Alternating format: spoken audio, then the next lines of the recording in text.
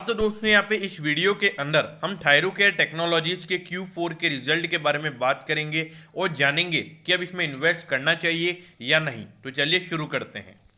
तो देखिए, सबसे पहले यहाँ पर अगर हम क्वार्टर ऑन क्वार्टर बेसिस पर रेवेन्यू को देखें तो पिछले क्वार्टर के कंपैरिजन में यहाँ पे रेवेन्यू 5.7% बढ़कर 146 करोड़ का यहाँ पे कंपनी का टोटल रेवेन्यू निकल कर आया है। तो देखिए, क्यूओक्यू बेसिस पर यहाँ पे अच्छी रेवेन्यू ग्रोथ हमको देखने को मिल रही है।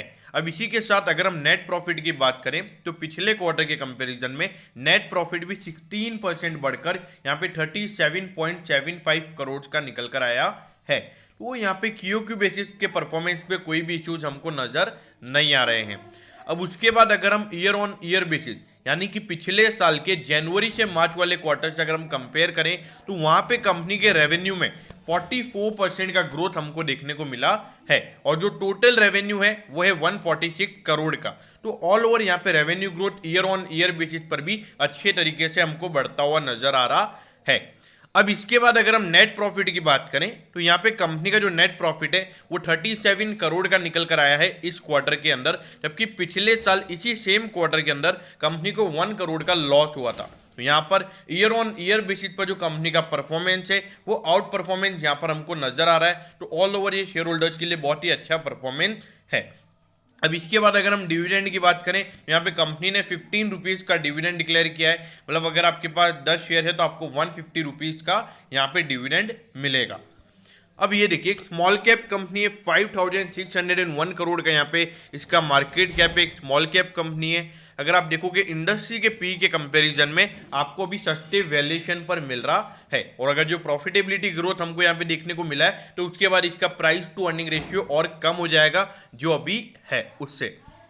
अभी यहाँ पर अगर आप देखोगे तो पिछले 4 साल से कंटिन्यूसली यहाँ पर हमको रेवेन्यू ग्रोथ होता हुआ नजर आ रहा है। तो ये कंपनी के लिए बहुत ही पॉजिटिव इंडिकेशन है। अब इसके बाद अगर हम प्रॉफिटेबिलिटी की बात करें तो 1920 में यहाँ पे थोड़े से प्रॉफिटेबिलिटी के इश्यूज थे, लेकिन इस बार कोविड की वजह से भी हम कह सकते हैं कि थोड़ी रिकवरी, हद से ज़्यादा रिकवरी हमको देखने को मिली है, क्योंकि ये 88 करोड़ का प्रॉफिट जो पिछले साल था, अभी कंपनी का टोटल प्रॉफिट पूरे फाइनेंशियल ईयर का 100 करोड़ से ज़्यादा हो गया है। तो वो यहाँ पे शेयर होल्डर्स के लिए बहुत ही अच्छी बात है, क्योंकि अगर कंपनी 20-25% का ग्रोथ अगर हमको प्रॉफिटेबिलिटी में दिखा रही है तो वो बहुत ही अच्छा ग्रोथ है।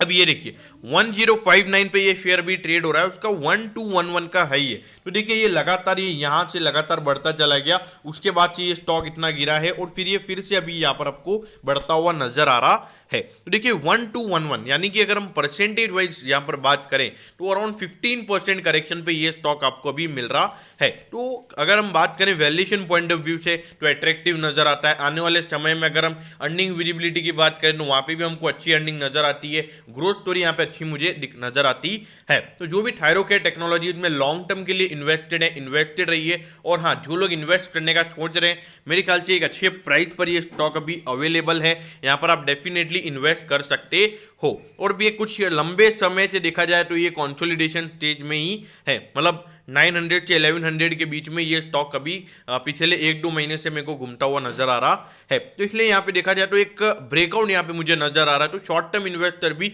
ये ऑल टाइम हाई के टारगेट से यहाँ पे इसमें ट्रेड ले सकते हैं। तो दोस्तों मैं होप करता हूँ, लेकिन हाँ दोस्तों ये बात ध्यान रखिएगा कि थायरोकेयर टेक्नोलॉजीज का एक मेन इशू है वो है कॉर्पोरेट गवर्नेंस का। इसका थोड़ा कॉर्पोरेट गवर्नेंस का मार्केट में थोड़ा रूमर चलता रहता है कि इनका कॉर्पोरेट गवर्नेंस अच्छा नहीं है, कभी कुछ सीईओ का न्यूज़ आता है। तो एक ये चीज़ें से हमको दूर रहना होगा, क्योंकि थोड़ा मार्केट में किसी भी चीज़ को जब ज़्यादा रूमर्स फैला जाता है तो उस पर सीधा हमको स्टॉक के प्राइस पे इफेक्ट आता हुआ नजर आता है और वहाँ से स्टॉक प्राइस गिरता चला जाता है। तो ये बात भी हमको ध्यान में रखनी होगी। तो दोस्तों मैं होप करता हूँ कि थायरोकेयर टेक्नोलॉजीज के Q4 के रिजल्ट के बारे में आपको सब कुछ पता चल गया होगा। अगर आपकी कोई भी क्वेरीज है तो आप कमेंट कीजिए, मैं ज़रूर आपके कमेंट पर रिप्लाई करूँगा। ओके दोस्तों, thank you, have a nice day.